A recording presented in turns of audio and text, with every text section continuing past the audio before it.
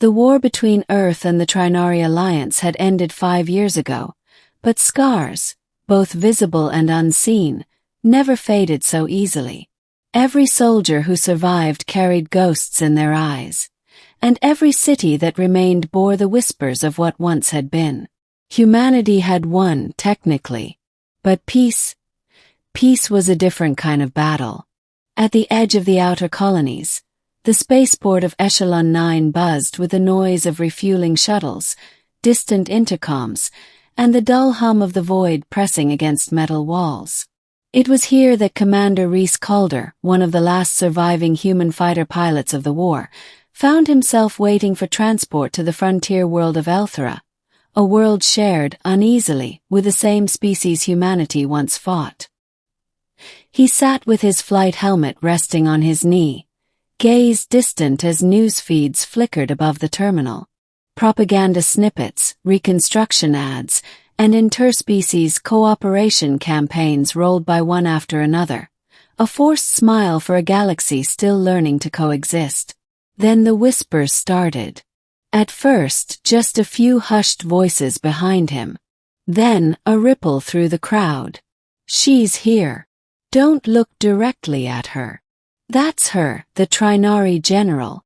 Reese frowned and turned slightly. Across the terminal, walking with fluid grace and silent poise, was an alien woman unlike any he had ever seen up close. Tall, silver-skinned, her luminous blue eyes faintly glowing beneath a dark hood. 2 slender markings ran down her cheeks, shimmering faintly like living ink. Her movements were both soft and deliberate, every step balanced with a soldier's precision. She was the one they called Vera Cawthorn, once a commander of the Trinary High Guard. The butcher of Andrus Belt, at least that's what the human records said. Now she was, what? A diplomat, a peace envoy, or maybe just another exile from a war that neither side truly won. The humans in the terminal parted as she approached. No one dared meet her eyes. A mother pulled her child closer. A pair of station guards stiffened, hands unconsciously brushing against their holsters. And yet, through the sea of fear and silence, there was one open seat, right beside Reese. He could have looked away, pretended not to see her. That would have been easy. But instead, as she reached the bench, he did the unthinkable. He gestured to the seat. "Plenty of room here," he said quietly. The alien woman stopped, her eyes locking on his face. The silence in that moment was palpable, like the entire terminal had frozen to watch this single act of insanity. Vera tilted her head, studying him. "You invite me to sit?" she asked, her voice like cool metal wrapped in velvet. Reese gave a small shrug. Seems stupid to let fear waste a perfectly good seat. Few more stares, a few gasps. But to everyone's shock, she accepted. She sat down beside him, her movements careful, deliberate, as though she were testing the gravity of the act itself. "Most humans move away," she said after a pause. "They do not invite me closer." "Most humans still live in yesterday," Reese replied. "I try not to." Vera turned her glowing eyes toward him, clearly assessing the human who dared to speak so casually to her.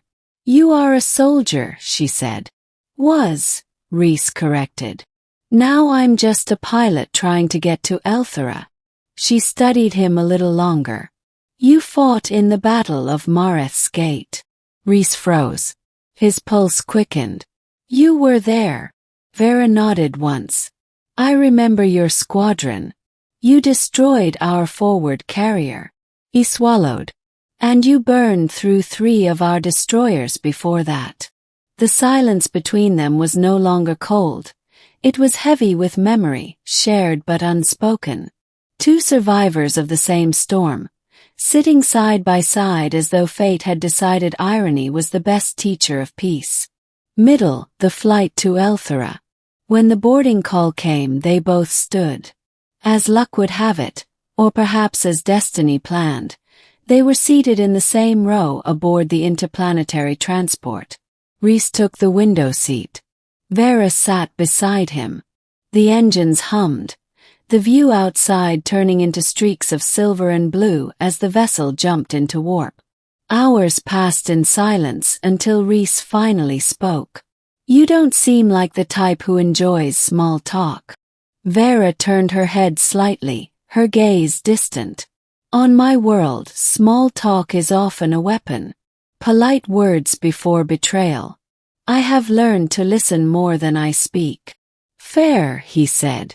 "But for what it's worth, I'm not planning on betraying anyone today." Her lips twitched. Not quite a smile, but something close. "Then you are a rare human indeed." They sat like that for a while. Quiet, steady, both watching the stars blur by. Finally Rhys asked, "Why are you going to Elthera?" Vera hesitated. "To rebuild," she said simply. "The Trinari who remain need purpose. The war took it from us. The humans. They fear us, but they also depend on us. Elthera is one of the few places both can begin again." Rhys nodded. "Same reason I'm going," he admitted. "To build something that isn't meant to kill." She turned to him again, her eyes softening. "Then perhaps we are not so different, humanpilot." For the first time, he thought he saw something fragile beneath her warrior's armor. A kind of haunted calm, like someone who had seen too much destruction to ever want to see it again. Conflict, shadows of the past. Halfway through the journey, turbulence shook the transport. Then alarms. Rhys's instincts kicked in immediately. "Explosion in the cargo bay," a crewman shouted. "Containment breach in lower hull." Rhys unbuckled and stood, ignoring the crew's orders to stay seated. He knew that tone, that kind of panic. He'd heard it too many times before. Vera rose beside him. "You intend to help," she said. "I don't intend to die sitting down," Rhys replied. Without hesitation, she followed. They descended into the lower deck where smoke billowed through the corridor. The hull was cracked, a pressurization leak sparking electrical fires. Crew members were struggling to stabilize systems, their fear doubled by Vera's sudden presence. "Back away," one of them shouted. "We don't need alien help here." But when another tremor hit, Vera moved faster than any human could. She pressed her palms against the fractured bulkhead, and a faint silver glow spread from her skin. Trinari biotech, a symbiotic fusion of mind and matter. "What are you doing?" Rhys demanded. "Reinforcing the hull," she said, her voice strained. "But it requires focus, and someone to reroute the power conduits." Rhys nodded, understanding immediately. "On it." For the next 5 minutes, human and alien worked side by side. Her telekinetic biolight sealing the fractures, his hands manually overriding the emergency systems.